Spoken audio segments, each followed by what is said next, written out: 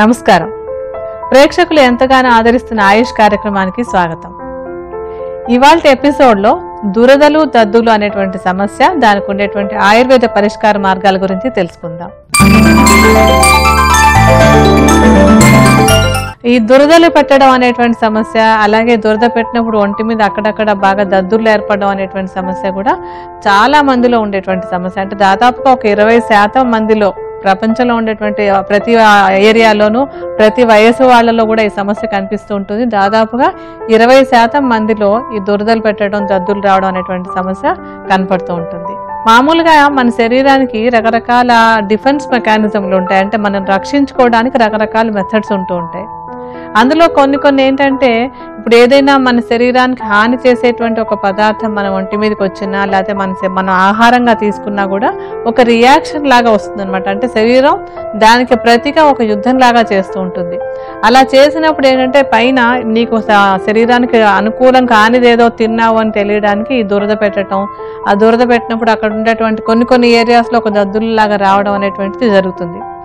అయితే కొంతమందిలో ఏంటంటే ఇది కాస్త ఎక్కువగా అవుతూ ఉంటుంది. శరీరం కొంచెం హైపర్గా రియాక్ట్ అవుతూ ఉంటుంది అనమాట. అంటే ఇలాగ దురద పెట్టడం, దద్దులు రావడానికి మనకి చాలా కారణాలు ఉంటూ ఉంటాయి.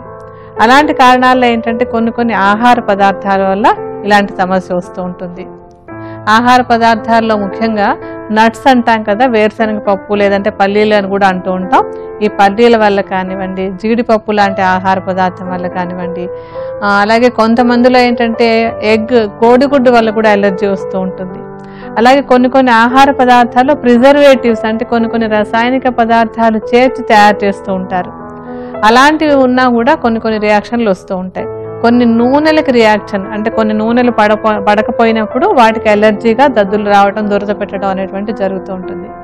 అలాగే కొన్ని రకాల కొన్ని మందులు శరీరానికి పడనప్పుడు కూడా బాగా దురద పెట్టి దద్దుర్లు వస్తూ ఉంటాయి. ఇవే కాకుండా ఏంటంటే, కొంచెం బయట నుంచి మన ఒంటి మీద పడేటువంటివి, చిన్న కీటకం కానీ ఏదైనా కుట్టింది అనుకోండి, కొంతమందికి దోమ కుట్టినా ఎక్కువగా దద్దుర్లు వస్తూ ఉంటాయి. కొన్ని రకాల పురుగులు కుట్టినప్పుడు దురద పెట్టి దద్దుర్లు వస్తూ ఉంటాయి. ఈ దద్దుర్లు అనేటువంటివి ఒక్కొక్కసారి మనకి ఈ కారణం వల్ల వచ్చిందని తెలుస్తూ ఉంటుంది. కొన్నిసార్లు అసలు అంతా వెతుకున్నా కూడా ఎందుకో దీనివల్ల వచ్చిందని చెప్పలేకపోతూ ఉంటాం. చాలా మందిలో ఇదే జరుగుతూ ఉంటుంది. ఎలర్జీ టెస్ట్లు అవుతూ ఉంటాయి, అది గమనిస్తారు, ఇది గమనిస్తారు, దీనివల్ల వచ్చిందేమో, దానివల్ల వచ్చిందేమో అనుకుంటూ ఉంటాం. కానీ క్లియర్గా ఈ కారణం వల్ల దద్దుర్లు వచ్చాయి, ఈ కారణం వల్ల దురదలు పెరిగాయని చెప్పడం చాలా మందిలో కష్టమైపోతూ ఉంటుంది. ఈ రియాక్షన్ లాగా వచ్చేటువంటి దురదలు కానీ దద్దులు కానీ ఏంటంటే, కొంతమందిలో శరీరంలో ఒక భాగంలో పరిమితం అయిపోతూ ఉంటాయి. అంటే ఏదైనా ఒక పురుగు కుట్టడం వల్ల కానివ్వండి, కొన్ని పదార్థాలు ఒంటికి తగిలితే, అంటే కొన్ని పువ్వుల ఆకుల నూగులు అవి తగిలితే కూడా రియాక్షన్ వచ్చి దద్దుర్లు వస్తూ ఉంటాయి. అలాంటప్పుడు ఒక పర్టికులర్ ఆర్గన్లో, ఒక పర్టికులర్ ప్లేస్లో మాత్రమే వస్తూ ఉంటాయి. కానీ మనం తిన్న ఆహారం వల్లనో లేకపోతే వాతావరణ ప్రభావం వల్లనో కొంచెం ఎలర్జీ లాంటిది ఉన్నట్టయితే అప్పుడు వచ్చేటువంటి దురద కానీ దద్దులు కానీ శరీరం మొత్తం మీద వస్తూ ఉంటాయి అన్నమాట. అలాగే ఈ తీవ్రతను బట్టి కొన్నేమో కేవలం పైన అక్కడక్కడ దద్దుర్లుగా ఉంటూ ఉంటాయి. మరీ తీవ్రంగా ఉన్నప్పుడు కొన్ని దద్దుర్లన్నీ బాగా కలిసిపోయి ఒక తట్టులాగా, అంటే ఎర్రగా ఇంత ఉబ్బెత్తుగా ఇంత పెద్దగా ప్యాచ్ లాగా తయారైపోతూ ఉంటుంది. కొంతమందిలో ఈ తీవ్రత ఎక్కువగా ఉండి నాలుక మీద, నోట్ లోపల కూడా బాగా దురద పెట్టినట్టు దద్దులు రావడం జరుగుతూ ఉంటుంది. అంటే సివియర్ ఎలర్జీ ఉన్నప్పుడు అది నోట్ లోపల కూడా ఇలా జరుగుతూ ఉంటుంది అనమాట. కంటి రెప్పల మీద, కంటి చుట్టూ, ఈ ముక్కు లోపల భాగంలోని ఇలా ఎక్కడ పడితే అక్కడ వచ్చేస్తూ ఉంటుంది. అది ఎంత ఇంటెన్సిటీ ఉందో దాన్ని బట్టి ఈ లక్షణాలన్నీ కూడా వేరువేరుగా ఉంటూ ఉంటాయి. అలాగే వచ్చిన దద్దుర్లు కూడా కొంతమందిలో 1 గంట 2 గంటలకి వాటికవే సర్దుకుని తగ్గిపోతూ ఉంటాయి. కానీ కొంతమందిలో ఏంటంటే 2 రోజులు 3 రోజులు కూడా దద్దులు ఉండిపోవడం అనేటువంటిది జరుగుతూ ఉంటుంది. ఈ లక్షణాలన్నీ కూడా ప్రతి మనిషి శరీరం ఒక్కొక్కరికి, అంటే ప్రతి వాళ్ళలోనూ ఒక్కొక్కళ్ళు ఒక్కొక్క రకంగా ఉంటూ ఉంటుంది అనమాట. దీన్ని మనం ఆయుర్వేదంలో చెప్పేటప్పుడు శీతపిత్తం అంటాం. ఈ సమస్యని శీతపిత్తం అని చెప్తాం. దీన్ని ఆధునికంగా, అంటే మోడర్న్ మెడిసిన్ లో చెప్పేటప్పుడు ఆర్టిక్ ఏరియా అంటూ ఉంటారు. ఇవి గుండ్రటి సర్కిల్స్ లాగా ఉబ్బెత్తుగా వచ్చేసి ఆ పైన మనం కొంచెం ప్రెస్ చేసినట్టయితే కొంచెం తెల్లగా అవడం అనేటువంటి ఒక లక్షణం కనిపిస్తూ ఉంటుంది.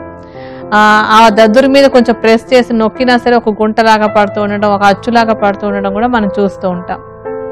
అయితే ఈ సమస్యని తగ్గించుకోవడానికి కొంచెం ఆహార పరంగాను, తర్వాత విహార పరంగాను కూడా కొన్ని జాగ్రత్తలు తీసుకుని ఔషధాన్ని కూడా వాడుకుంటున్నట్టయితే కనుక ఈ సమస్య నుంచి బయటపడడానికి అవకాశం ఉంటుంది.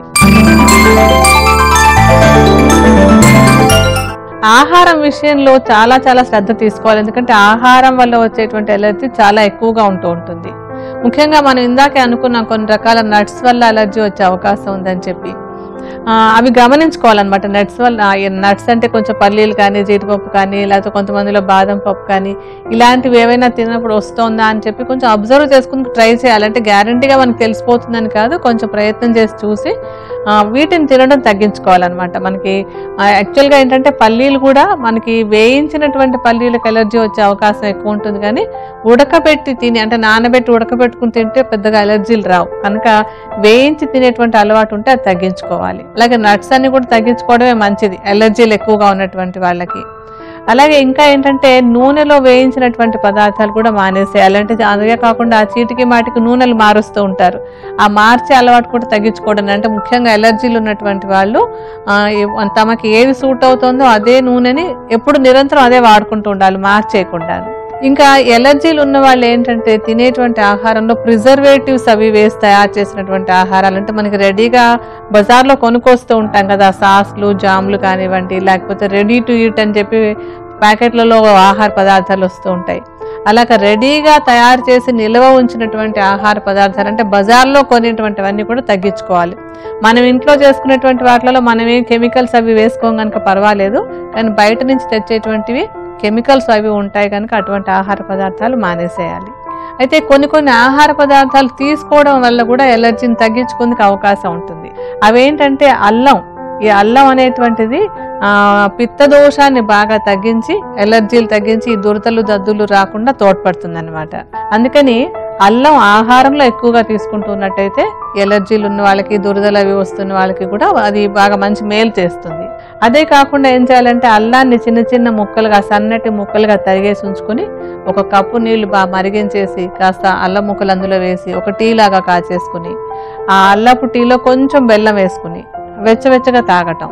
అంటే ఏదో సమస్య వచ్చిన పూటే కాకుండా మిగతా టైంలో కూడా రెగ్యులర్గా రోజు ఏదో కాఫీలో టీలో తాగుతూ ఉంటారు కదా, అలాంటివి మానేసి ఈ అల్లం ముక్కలు వేసినటువంటి టీ కనుక తాగుతూ ఉన్నట్టయితే ఈ ఎలర్జీలు అంటే ఎలర్జీ వల్ల దురదలు దద్దులు వస్తున్నటువంటి వాళ్ళకి పిత్త దోషాన్ని కొంచెం అదుపులోకి తీసుకొచ్చి దద్దులు రాకుండా ఉండడానికి తోడ్పడేటువంటి ఒక మంచి మూలిక అల్లం కనుక అల్లంతో టీ లాగా చేసుకుని తాగుతూ ఉండాలి.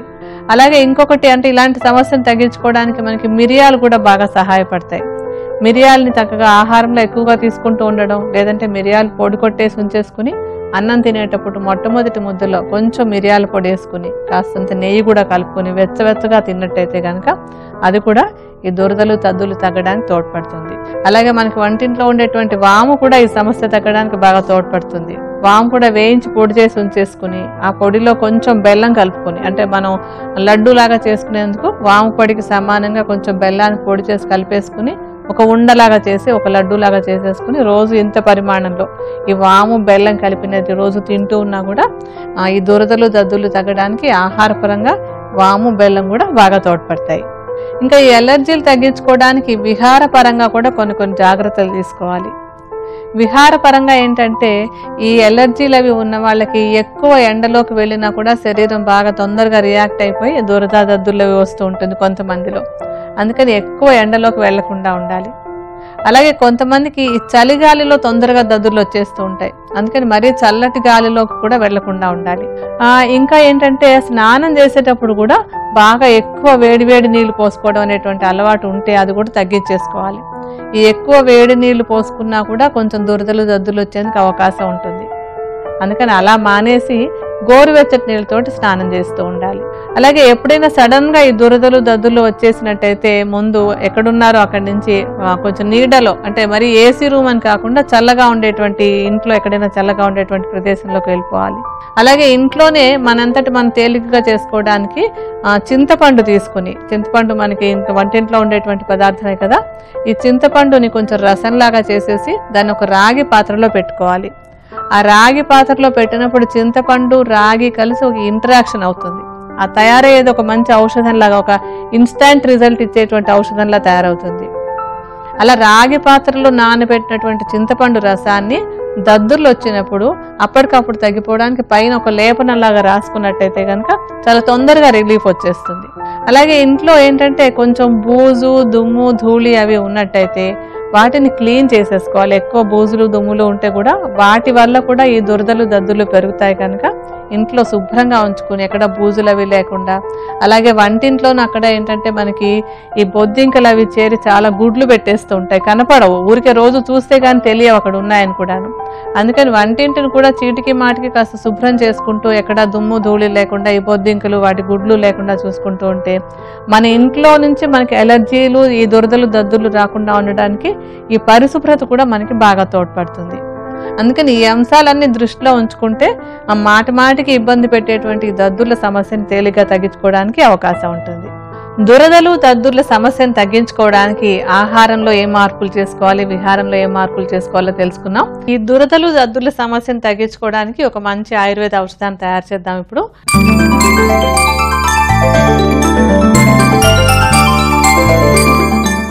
ఈ ఔషధం తయారు చేసుకోవడానికి మనం మొట్టమొదటి తీసుకునేది ఏంటంటే వేప చెట్టు బెరడు.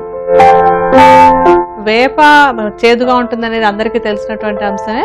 అలాగే మామూలుగా ఎక్కువగా మనం వేప ఆకుల్ని మందుల్లో వాడుకుంటూ ఉంటాం కదా, కానీ వేప బెరడులో కూడా చక్కటి ఔషధ గుణాలు ఉంటాయి. మనకి దురదలు దద్దుల సమస్య తగ్గించుకోవడానికి వీలైనంత వరకు వేప బెరడును సంపాదించుకోవాలి. ఒకవేళ అది దొరకకపోతే ఏదంటే దానికి సబ్స్టిట్యూట్ అంటాం, అప్పుడు వేప ఆకుల్ని వాడుకోవచ్చు. అయితే మనం వేప బెరడును తీసుకొచ్చి దాన్ని చూర్ణంలాగా చేసేసుకోవాలి. అంటే ఈ వేపలో ఉండేటువంటి చేదు గుణం ఏంటంటే రక్త శుద్ధిని చేసి ఈ దురదల సమస్య దద్దుర్లు అవి తగ్గడానికి బాగా తోడ్పడుతుంది. మనకి వేప బెరడును తీసుకొచ్చి దాన్ని చూర్ణంలాగా చేసి ఆ చూర్ణాన్ని సుమారుగా ఒక 30 గ్రాముల పరిమాణంలో తీసుకోవాలి.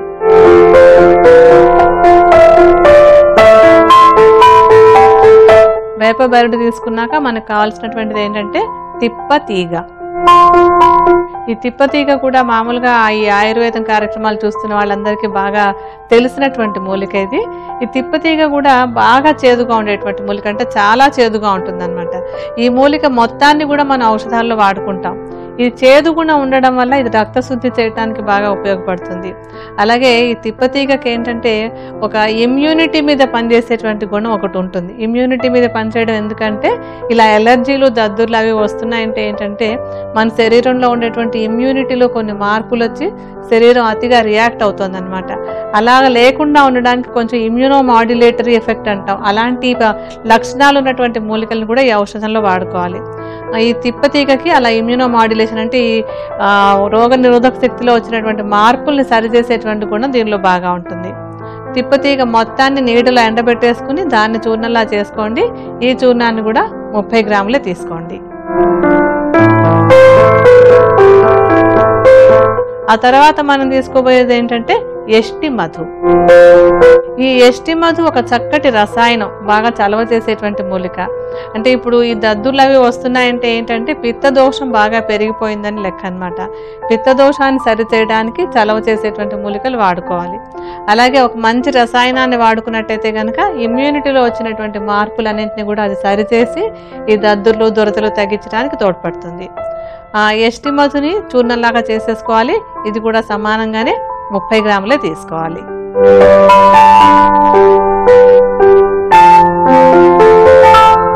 ఎష్టి మధు వేసుకున్న తర్వాత మనకు కావాల్సినటువంటిది పల్లేరు కాయలు. ఈ పల్లేరు అని మనం తెలుగులో చెప్తూ ఉంటాం, దీన్నేమో గోక్షుర అంటాం, సంస్కృతంలో ఆయుర్వేదంలో చెప్పేటప్పుడు గోక్షుర అంటాం. దీనికి ఏంటంటే శరీరంలో ఉండేటువంటి ఈ టాక్సిన్స్, ఎలర్జీకి కారణమైనటువంటి పదార్థాలను బయటకు పంపించేసేటువంటి గుణం ఉంటుంది. అంటే యూరిన్ ద్వారా కానీ లేకపోతే ఇతర మార్గాల ద్వారా కానీ ఇదేమో మన శరీరంలో ఉండేటువంటి టాక్సిన్స్ని బయటకు పంపిస్తుంది అనమాట. పల్లేరు కాయలను తీసుకొచ్చి ఎండబెట్టేయాలి. ఎండబెట్టేసి దాన్ని చూర్ణం చేసుకోవాలి. ఈ చూర్ణం కూడా ఇందాకట్లాగానే 30 గ్రాములే తీసుకోండి. ఇంకా ఈ ఔషధంలో మనం ఆఖరిగా వేసుకోవాల్సినటువంటిది ఏంటంటే పసుపు. పసుపు మామూలుగా మనకి ఇళ్లలో తెలుసు, ఎక్కడైనా దురదలు కానీ దద్దులు కానీ ఉంటే కొంచెం పైన రాసుకుంటూ ఉంటాం. చర్మం ఆరోగ్యంగా ఉండడానికి కూడా ముఖానికి పాదాలకి పసుపు రాసుకుంటూ ఉంటాం కదా. అంటే అందరికీ తెలిసినటువంటి విషయం, ఇది ఒక చర్మానికి మంచి టానిక్ అని. అలాగే చర్మానికి టానిక్ గానే కాకుండా ఎలర్జీలను తగ్గించేటువంటి గుణం, అంటే ఈ దురదలు దద్దులు తగ్గించేటువంటి గుణం కూడా పసుపులో చాలా బాగా ఉంటుంది. ఆ మంచి పసుపుని తెచ్చుకోవాలి. ఇప్పుడు ఏంటంటే మనకి కల్తీ పసుపులు అవి ఎక్కువ ఉంటాయి, మంచి పసుపుని తెచ్చుకోవాలి. లేకపోతే కనుక పసుపు కొమ్ములను తీసుకొచ్చి మనం కనుక దంచి పెట్టుకున్నట్టయితే మనకి క్వాలిటీ మీద సందేహం లేకుండా ఉంటుంది. ఈ పసుపు చూర్ణాన్ని కూడా 30 గ్రాములే తీసుకోండి. నేను కూడా 1 చెంచాడు పసుపు చూర్ణాన్ని ఇందాక చూర్ణాలతో కలుపుతాను. ఇక్కడతో మనకి ఔషధానికి కావాల్సినటువంటి మూలికలన్నీ చేరినట్టే. ఈ చూర్ణాలన్నిటిని ఇప్పుడు బాగా కలుపుదాం.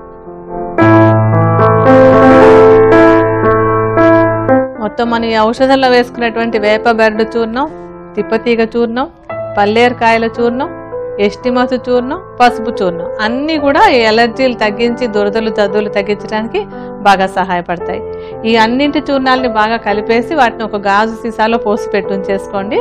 దీన్ని వాడుకోవడానికి ఏంటంటే ఈ చూర్ణాన్ని చూర్ణంలాగా తినేయడం కాకుండా ఒక కషాయం లాగా చేసుకుని తాగాలి.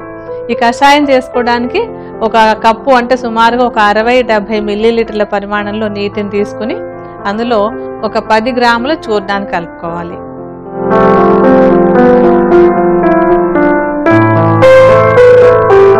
ఈ నీటిని తీసుకుని ముందు మనం కాచుతూ అవి వేడైన తర్వాత చూర్ణాన్ని దాంట్లో కలుపుదాం.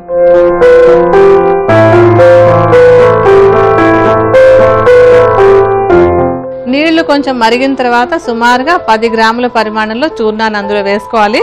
మనకి 10 గ్రాములు అంటే దాదాపుగా 2 చెంచాలు నిండా వేసినట్టయితే సరిపోతుంది.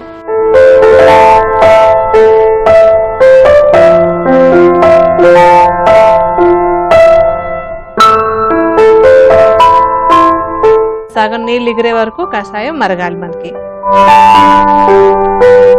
మనకి సగం నీరు ఎగిరిపోయి మిగతా కషాయం మిగిలిన తర్వాత ఆ కషాయం తీసుకుని వడపోసుకోవాలి.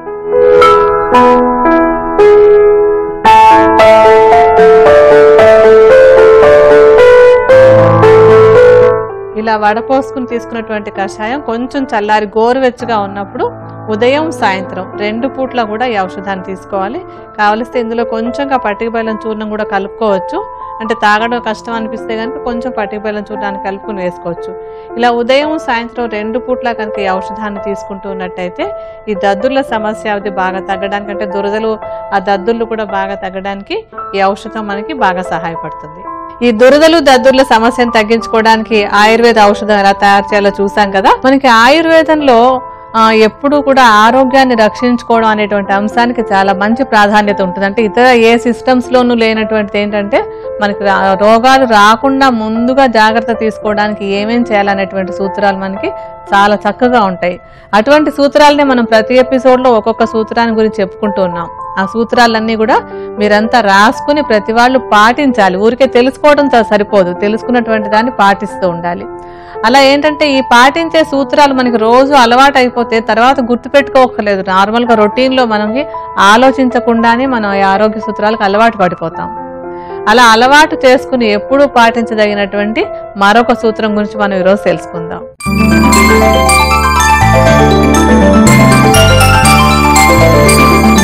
అలా చేసుకోవాల్సినటువంటి సూత్రం ఏంటంటే ఒకటి మంచినీళ్లు తాగే విధానం గురించి అన్నమాట. అంటే ఆహారం తీసుకునేటప్పుడు మంచినీళ్లు ఎప్పుడు తాగొచ్చు ఎప్పుడు తాగకూడదు అనేటువంటి అంశంలో చాలా చాలా సందేహాలు ఉంటూ ఉంటాయి. అంటే కొంతమందికి అంటే ఒకరికొకరు చెప్పేవాళ్ళు అవనివ్వండి, లేకపోతే ఎవరో కొంతమంది సూత్రాలు చెప్పేటువంటి వాళ్ళు అవనివ్వండి, కొందరు ఏం చెప్తారు, మామూలుగా అస్సలు మధ్యలో నీళ్లే తాగద్దు, అన్నం తింటున్నంతసేపు నీళ్లు తాగద్దు అంటారు. కొంతమంది తిన్నాక తాగండి అంటారు. కొంతమందికి అంటే ఈ సూత్రాలతో సంబంధం లేకుండా కూడా కొన్ని అలవాట్లు ఉంటూ ఉంటాయి. అన్నం తినడానికి కూర్చునే ముందే కరెక్ట్గా ఒక గ్లాస్ నీళ్ళు గబగబా తాగేసి కూర్చుంటూ ఉంటారు. లేకపోతే తింటున్నంతసేపు నీళ్లు తాగుతూనే ఉంటారు కొంతమంది. లేదంటే తిన్నాక బాగా నీళ్లు తాగుతూ ఉంటారు. అంటే కొన్ని అలవాట్లు కొంతమందిలో ఉన్నటువంటివి, అలాగే కొన్ని సూత్రాలు కొంతమంది చెప్పడం వల్ల అలవాటు చేసుకున్నటువంటివి. అయితే వీటిలలో ఏది రైటు ఏది కాదు అనేటువంటి సందేహం కూడా చాలా మంది కలుగుతూ ఉంటుంది. ఇది ఏది పాటించాలి, ఏది పాటిస్తే మనకి ఆరోగ్యం బాగుంటుంది అనేటువంటి అంశం కూడా చాలా మంది అడుగుతూ కూడా ఉంటారు. అయితే మనం ఎప్పుడు చెప్పుకుంటూ ఉన్నాం, ఏ సూత్రము కూడా ప్రతి వాళ్ళకి ఇదే సూత్రం కాదు అని చెప్పని. అంటే అందరికీ ఒకటే సూత్రం చెప్పి మీరు అందరూ ఇదే పాటించండి అని చెప్పటం అనేది ఆయుర్వేద సిద్ధాంతం కాదు. ప్రతి మనిషిలోనూ వాళ్ళ జీర్ణశక్తిలో తేడా ఉంటుంది, వాళ్ళ శరీరపు తీరులో తేడా ఉంటుంది, వాళ్ళ శరీరపు అవసరాలు తేడా ఉంటాయి.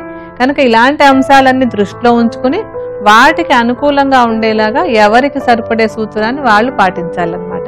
ఆ సూత్రాల్లో మంచినీళ్ళు తాగేటప్పుడు కూడా అంతే. అన్నం తినేటప్పుడు ఎప్పుడు మంచినీళ్ళు తాగితే మంచిది, ఎప్పుడు తాగకూడదు అనే అంశం కూడా ప్రతి వాళ్ళకి వేరువేరుగా ఉంటుంది.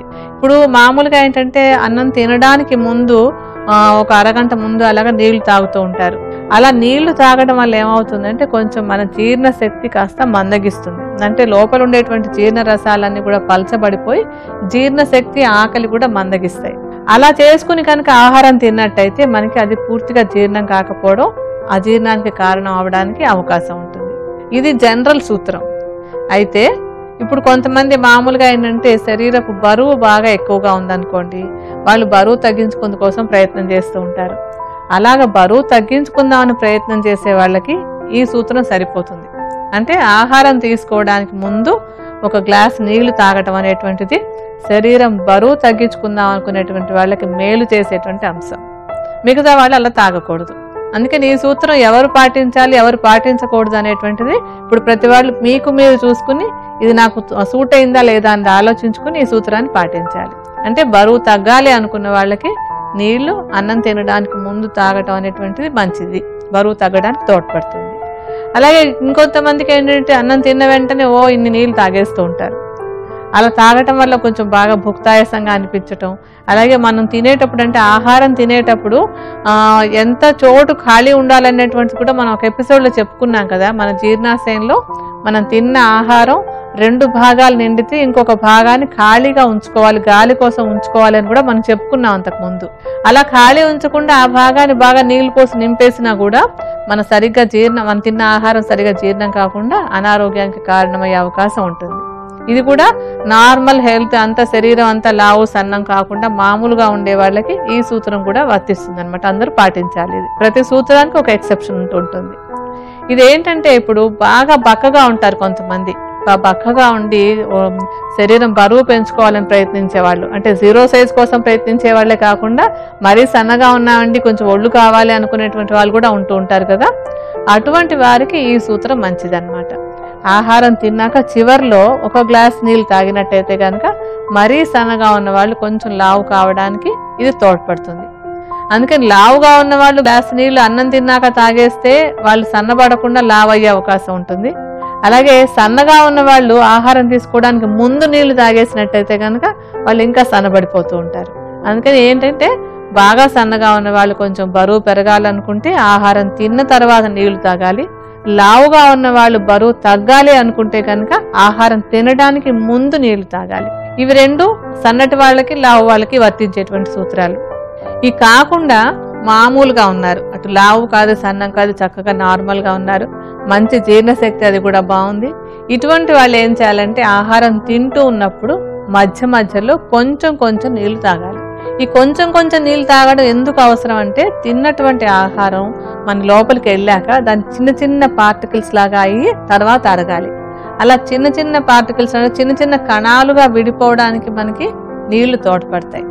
మనం మామూలుగా కూడా మిక్సీలో అప్పుడు పిండి రుబ్బడానికి చూడండి, ఊరికే అది పడేసి తిప్పేస్తే అది నలగదు కదా, మనకి మెత్తపడదు.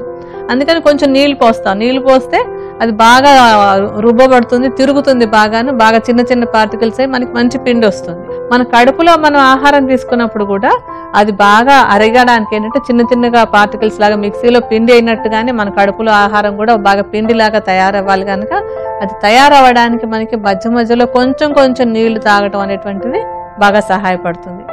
అంటే లావు కాకుండా సన్నం కాకుండా నార్మల్ డైజెషన్, నార్మల్ శరీరం ఉన్నటువంటి వాళ్ళు తింటూ ఉన్నప్పుడు మధ్య మధ్యలో కొంచెం కొంచెం నీళ్ళు తాగుతూ ఉండాలి. ఈ సూత్రం మిగతా మామూలు వాళ్ళందరికీ కూడా వర్తిస్తుంది అనమాట. అందుకని ముందు నీళ్ళు తాగాలా, చివరి నీళ్ళు తాగాలా, మధ్యలో నీళ్ళు తాగాలా అనేటువంటిది ఇప్పుడు మీకు ఈ పాయింట్లన్నీ తెలిసాయి కనుక మీ శరీరం ఎలాంటిది, మీ తీరు ఎలాంటిది అనేది గమనించుకుని దాని ప్రకారం అలవాటు చేసుకోవాలి. అంతేగాని ఒకే సూత్రాన్ని ప్రతి వాళ్ళు కూడా తీసుకోవడం అనేటువంటిది రైట్ పద్ధతి కాదు. సో ఇప్పుడు మీకు తెలిసింది కనుక దీని ప్రకారం మంచినీళ్ళు ఎప్పుడు తాగాలో కరెక్ట్ గా చూసుకుని ఆ పద్ధతి ప్రకారం తాగినట్టయితే ఆహారం తీసుకునేటప్పుడు తీసుకునే నీళ్లు మన ఆరోగ్య రక్షణకి బాగా తోడ్పడతాయి. అస్సలే నీళ్లు తాగకూడదండి, తింటున్నంతసేపు అసలు నీళ్లే తాగకూడదు అనేటువంటి కొంతమంది చెప్తూ ఉంటారు.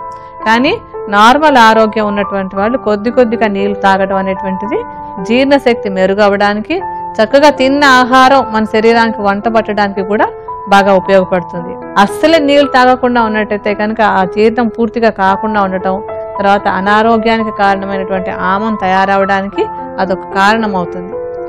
సో ఈ అలవాట్లన్నీ కూడా ఇప్పుడు మనం అనుకున్నటువంటి పాయింట్ల ప్రకారం మీరంతా కూడా మీ శరీరానికి ఏది అనుకూలమో ఆ అలవాటును చేసుకుని దాన్ని పాటిస్తూ ఉండాలి. ఈనాటి ఆయుష్ కార్యక్రమంలో దురదలు దద్దుర్ల సమస్య గురించి, దానికి ఉండేటువంటి పరిష్కార మార్గాల గురించి కూడా తెలుసుకున్నాం కదా. మరొక చక్కటి అంశంతో మరో ఎపిసోడ్లో కలుసుకుందాం. అంతవరకు సెలవు. నమస్కారం.